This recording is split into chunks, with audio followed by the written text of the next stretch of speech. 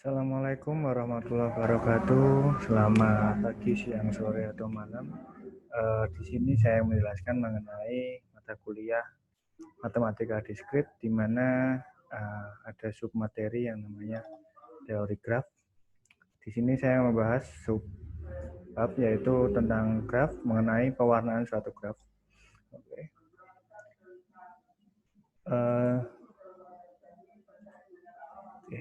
Tujuan dari pembelajaran ini yang pertama ada yang pewarnaan titik, kemudian pewarnaan sisi, kemudian pewarnaan garis, yang keempat adalah pewarnaan graf.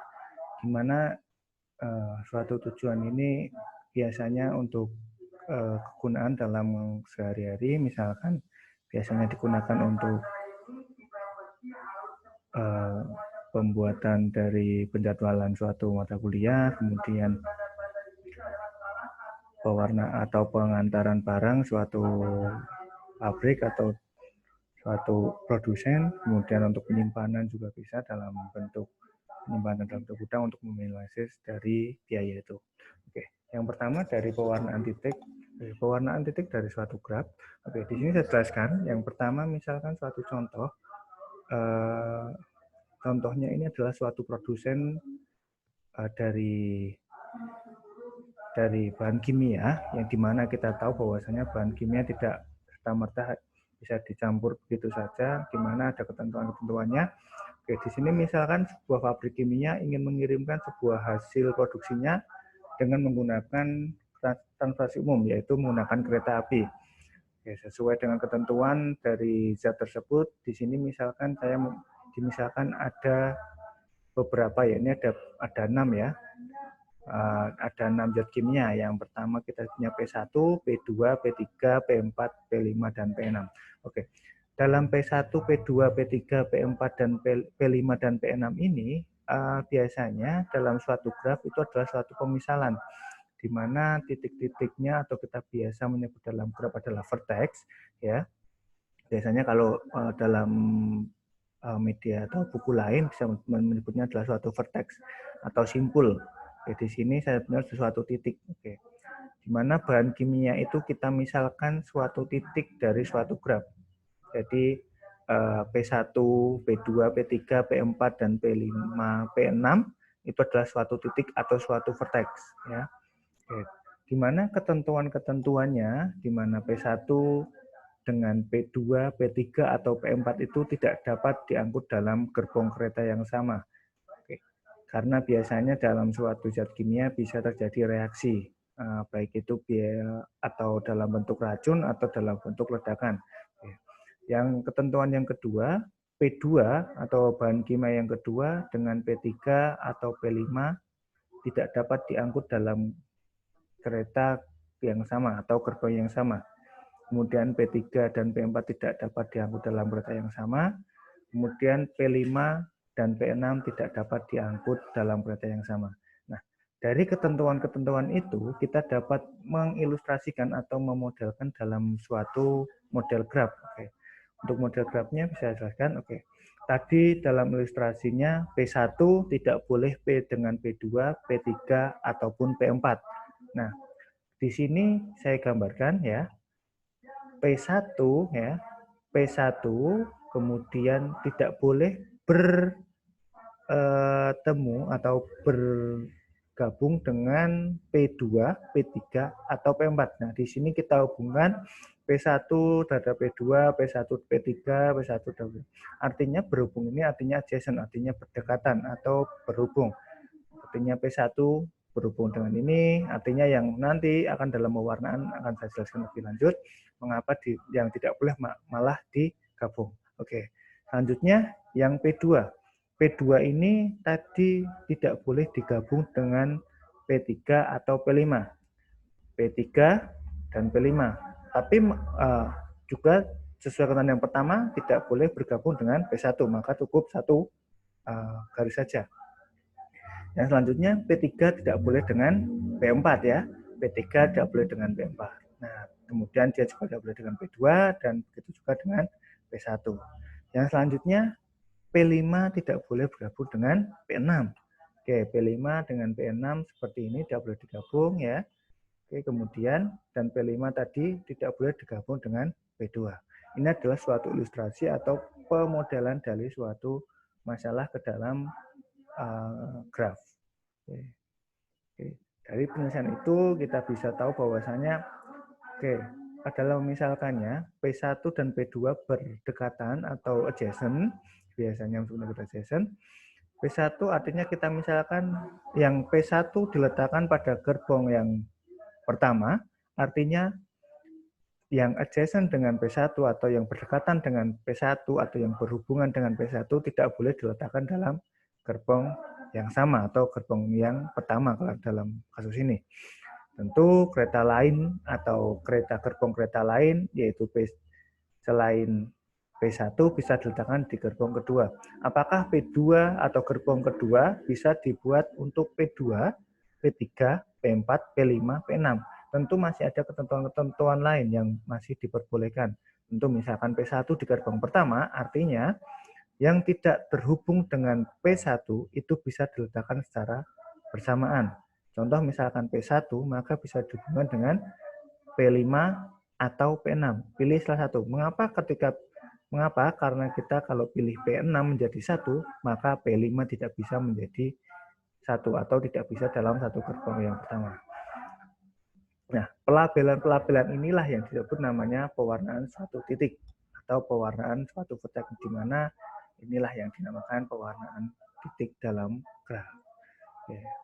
Seperti itu, maka untuk kesimpulannya yang dilakukan itu mewarnai sebuah graf berarti memberikan suatu titik, suatu label pada titik graf atau suatu label pada vertex, di mana yang berdekatan atau yang berhubungan atau yang adjacent tidak boleh satu warna, di mana nanti akan mendapatkan suatu warna minimal.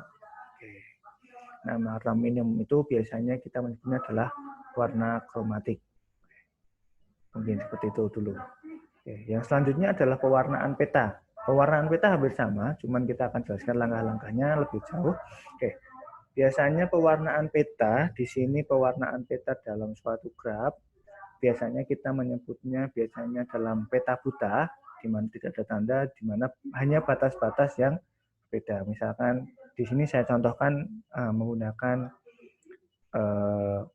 negara Australia, ya, di mana di sini ada titik-titik graf, di mana ada di sini saya sebutkan ada 1, 2, 3, 4, 5, 6, 7, oke 7 bagian.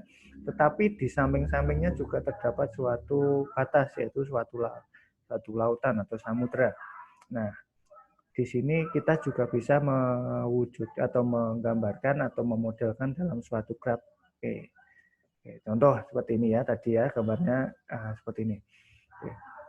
Di sini ada Western Australia, kemudian Northern Territory, South Australia, Queensland, New South Wales, Victoria, kemudian ada Tasmania, kemudian ada lautan. Nah, di sini perhatikan di gambar yang kanan ya. Kita konversikan, oke. Langkah-langkahnya pertama kita konversikan atau memodelkan sebagai bentuk graf. Oke, WA itu adalah Western Australia, kemudian NT Northern Territory, kemudian Q-nya adalah Queensland, NSW New South Wales, kemudian V untuk Victoria, South Australia itu untuk SA. Nah, di sini perhatikan ada tanda WA4, NT3, Q4, itu adalah warna yang sejenis. Oke, bagaimana caranya? Perhatikan pertama modelkan dulu dari grafnya. Oke, dari situ nanti akan ketemu derajat yang tertinggi. Apa itu derajat tertinggi? Di mana suatu titik mempunyai beberapa garis yang menghubungkan. Nah, banyaknya itulah yang disebut derajat dari suatu titik. Di sini diketahui bahwasanya titik yang mempunyai derajat paling tinggi adalah untuk yang lautan, karena hampir semua terhubung oleh lautan. Seperti itu.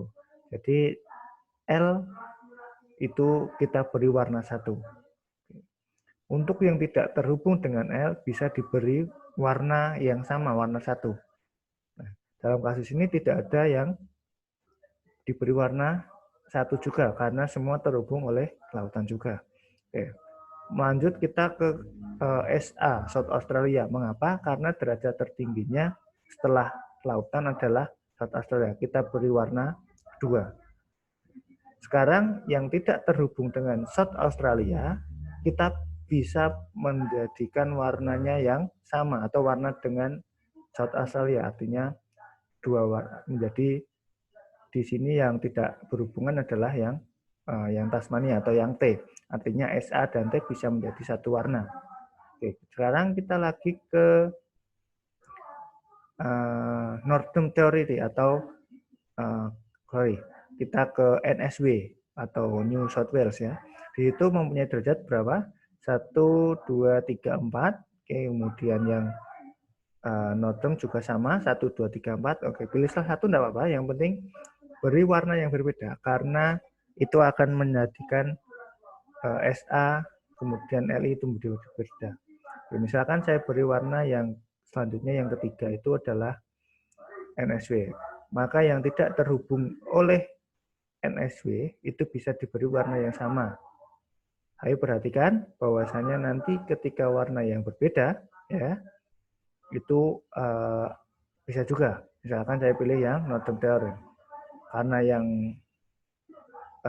itu adalah Western Australia, maka kita pilih yang Northern Territory karena yang mempunyai derajat tertinggi. Oke. Maka yang berwarna yang ketiga adalah New South Wales dan Northern Territory. Yang tidak terhubung dengan ketiganya bisa diberi warna yang berbeda.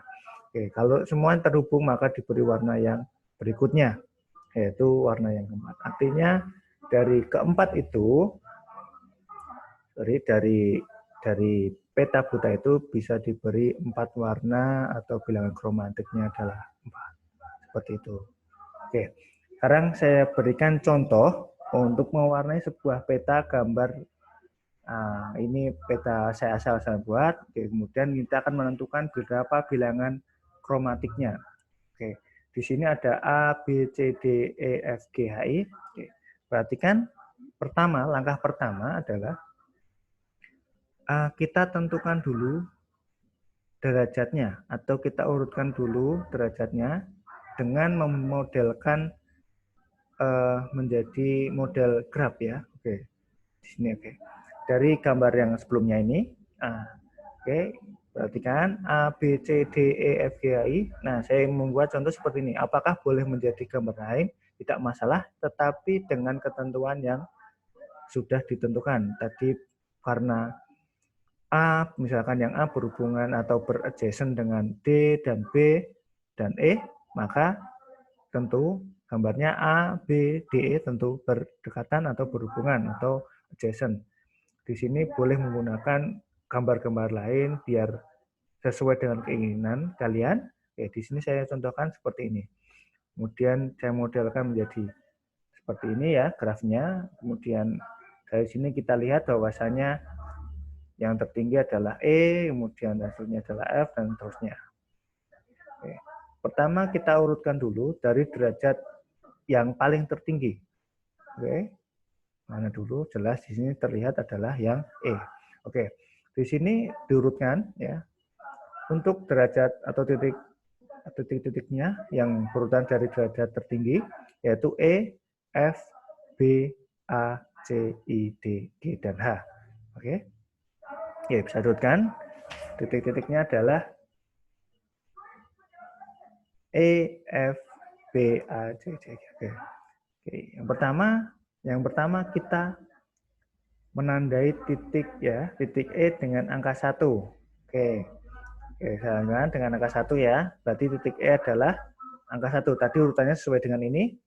E, F, B, A, C, I, D, G, dan H. Oke.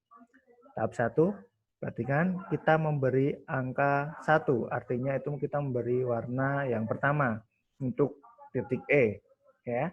Untuk titik E kita beri warna yang pertama. Perhatikan titik E, biar lebih enak saya beri lagi. Oke.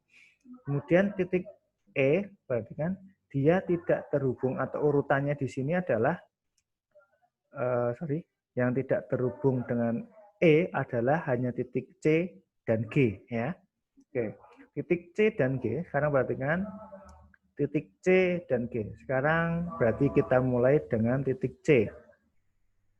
Oke, sorry, titik C ya. Oke, andaikan titik C diberi warna yang sama, tentu selain yang berhubungan dengan E dan C tidak boleh diberi warna yang sama atau warna yang pertama, di mana yang tersisa adalah yang G. Tentu yang G tidak boleh diberi warna yang pertama. Jadi warna pertama hanya untuk titik E dan titik C. Seperti itu. Oke, yang selanjutnya adalah titik F. Oke, titik F. Sekarang titik F. Kita mulai titik F. Ya, titik F kita beri warna yang kedua. Ya. Beri warna yang kedua, artinya warna kedua itu adalah selain selain titik E dan C, karena E dan C sudah diberi warna yang pertama. Oke, karena titik F adalah warna yang kedua, artinya yang berhubungan dengan F tidak boleh diberi warna yang kedua. Berarti yang kedua adalah titik titik E karena titik pertama, titik I, titik G, titik B tidak boleh diberi warna yang kedua. Maka yang boleh adalah titik A, titik D, dan titik H. Tapi perhatikan juga nanti apakah titik A, D, dan H boleh diberi warna yang sama. Dia adalah A, D, dan H. Oke, kita mulai dari A. Ketika A diberi warna yang kedua, maka titik D tidak boleh diberi warna yang kedua. Karena A dan D saling berhubungan. Ya, jadi yang bisa adalah A dan H. Oke, tentu H diberi warna yang kedua. Seperti ini kita masukkan, jadi F-nya beri warna yang kedua, kemudian A beri warna kedua, kemudian H. Oke, seperti itu. Yang selanjutnya titik B. Oke, titik B kita beri warna yang ketiga yaitu titik B. Nah, selain yang berhubungan dengan titik B, coba kita nanti dilihat apakah boleh diberi warna yang sama atau tidak. Karena kita harus melakukan percobaan apakah B. Artinya titik B diberi warna yang ketiga. Tentu yang tidak berhubungan atau yang tidak adjacent boleh diberi warna sama dengan ketentuan yang berdekatan tidak boleh. Oke.